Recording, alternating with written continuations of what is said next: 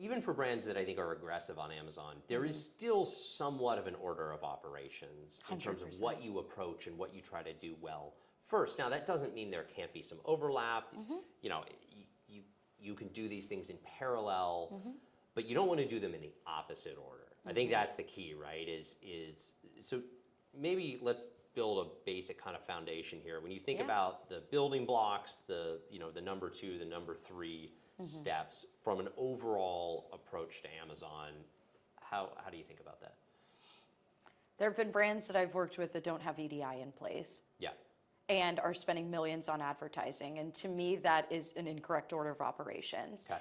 That things like setting up automation are really critical in your foundational stages that just allow you, because when you're opening the floodgates, like you're letting things through and it creates so much more mess. Yeah. Manual processes that take time, manual processes are always subject to human error. And so that's where we see brands that have millions of dollars in chargebacks because the operational refinement isn't there and they've been spending at the top of the funnel. Yeah. And so I think it just always needs to be taken in consideration holistically, the Amazon business. That So it's less about do this, do this, do this, than it is about look at all the pieces at the same time and make sure they fit together. Yeah, I think that's a much better actually approach and an analogy to use. Yeah, I agree with that. But when you're first starting out, we developed like the vendor growth pyramid concept for home vendors that had never sold on Amazon before. So it was literally an day order of one, operations. what do you do in order? That's exactly right. And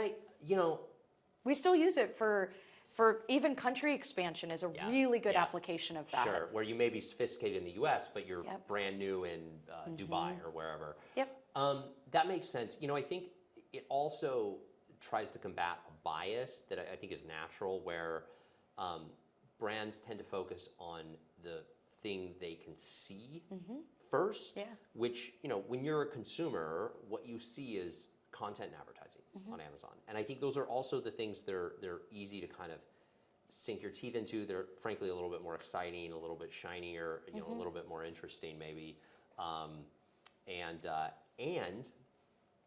Amazon has a lot of people that are going to help you with that because it involves you spending money on the 100%. Right? Where on the operations side, Amazon also wants the brand to improve operationally, but there's not a direct monetary through line. It's not a profit center for them, so there's probably less resources. AEs are loved, vendor managers are hated. Yeah, right? I mean, so I do think there is that kind of pull from the Amazon side, where the first thing that brands tend to focus on is advertising. Yeah. Not that they shouldn't, but if you're out of stock, then advertising isn't going to do a lot for you.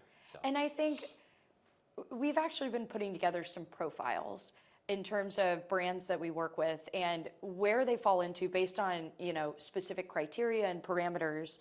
And one of the things that we think about is, one of those parameters is if you're thinking about advertising, but you don't have a good sense of like who your customer is, like you have your operation set up, like you probably just shouldn't be focusing in that area. Whereas it's interesting because another parameter of the profiles we've put together is like, once a brand is very mature, they have their operational refinement, they're doing advertising, things like competition and conquesting becomes really important. Because at a certain point, like there is this defense.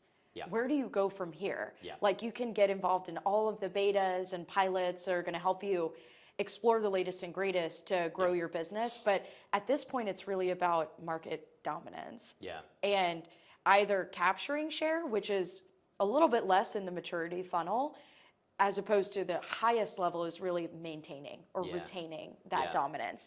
And the strategies there, really, I mean, everything should be thought about holistically because the operations, content, and advertising, all of those things are going to look different for each of those profiles. Yeah, and they all interconnect with one another, right? Yeah. That's great.